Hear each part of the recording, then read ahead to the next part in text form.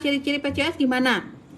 Saya ulangi, PCOS itu ada 4 jenis. PCOS inflamasi, kemudian PCOS resistensi insulin, PCOS pasca pil KB, dan PCOS adrenal ya.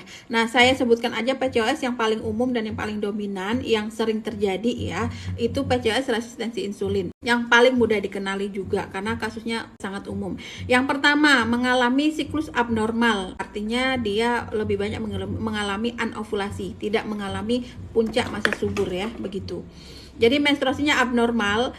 Kemudian yang kedua, hasil USG transvaginalnya polikistik ovarium atau sel telurnya kecil-kecil ya. Kemudian gejala berikutnya biasanya hirsutisme ya, yang menunjukkan hiperandrogen. Hirsutisme itu apa? Muncul atau tumbuh rambut-rambut halus yang cukup lebat. Di area mana khususnya?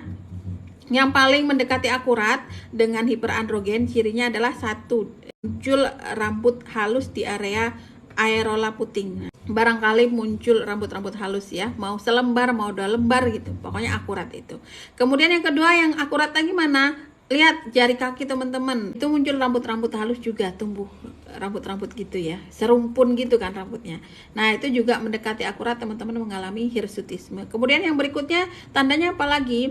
Rambut halus yang ada di pipi ya, pipi sini, rambut halus, kemudian di dahi atau kening ya, punggung, tangan, lengan, kemudian betis dan paha. Kalau semuanya tumbuh rambut halus ya, itu mendekati akurat bahwa teman-teman itu mengalami hiperandrogen gitu ya, hiperandrogen. Nah, walaupun demikian, jangan self diagnosa ya, teman-teman harus validasi dengan tes hormon juga.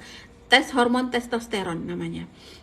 Kemudian kalau dari bentuk badan gimana? Biasanya resistensi insulin memiliki bentuk badan yang lebih gempal. Nah, kemudian memiliki belly fat. Lingkar perutnya di atas 75 cm. Nah, itu yang paling mudah dikenali ya. Walaupun sudah mendekati ciri PCOS, tetap validasi dengan tes 1. USG transvaginal di hari kedua atau ketiga menstruasi, kemudian USG lagi validasi kedua di hari puncak masa ovulasi atau hari ke-14 ya.